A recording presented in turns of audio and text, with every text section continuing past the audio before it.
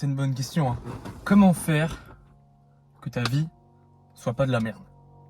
Tu vois bien ce que je veux dire. Genre, tout ce que tu faisais avant, maintenant, tu trouves que c'est de la merde. T'as l'impression que ta vie elle est vide, qu'il n'y a rien de concret. Alors, on va déjà voir pourquoi c'est comme ça.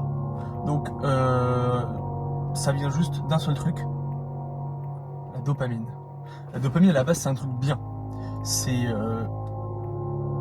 quelque chose qui fait recevoir du plaisir à ton corps. Parce que là, c'est cool. Sauf que le problème, c'est qu'avec tous les divertissements modernes, par exemple TikTok,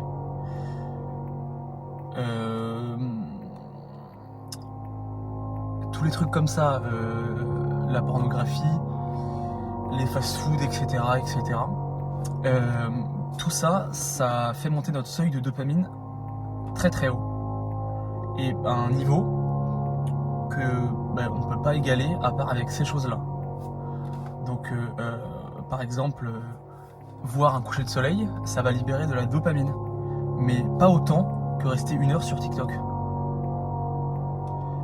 C'est là où on arrive au vrai problème.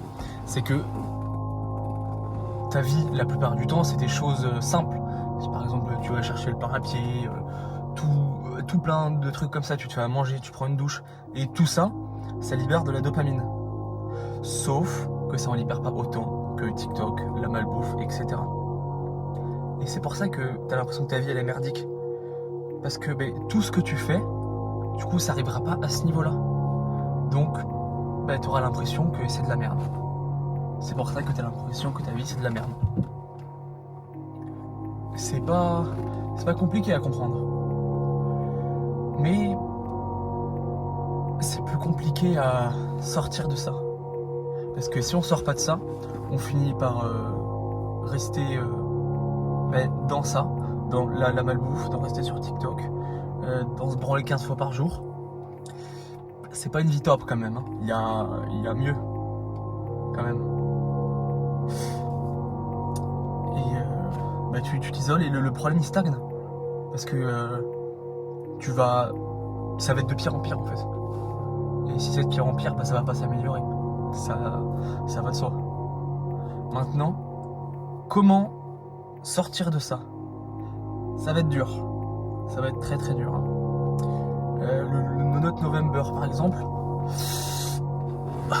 Ok, t'arrêtes de te branler. Mais le problème en tant que tel, c'est pas tellement la masturbation. C'est vraiment la pornographie.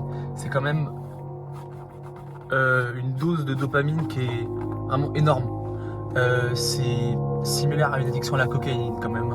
Donc pour s'en sortir, c'est pas si simple que ça. On voit que les addicts à la coke et aux drogues, souvent ils finissent mal les mecs.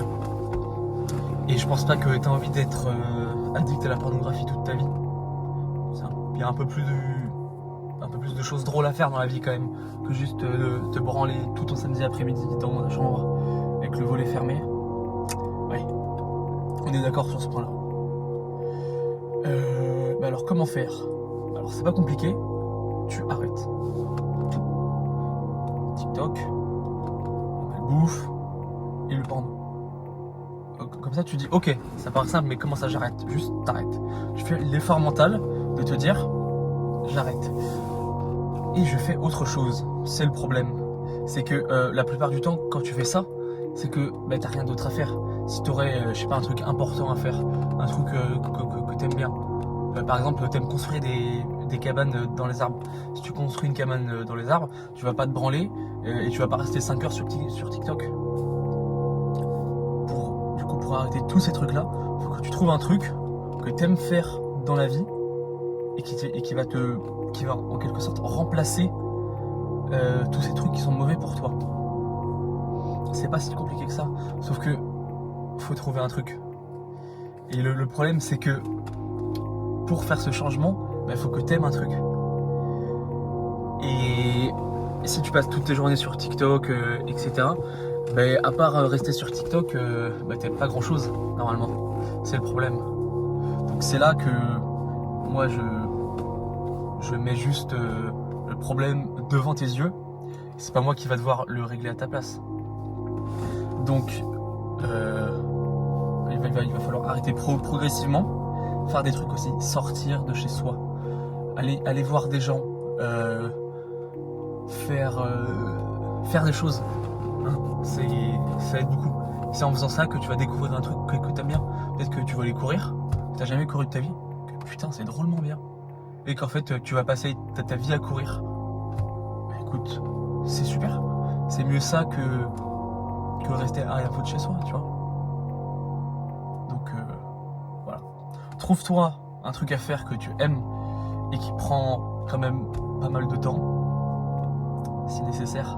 Ça va un peu combler le vide que tu vas avoir dans ta journée si tu fais pas tous ces trucs mauvais.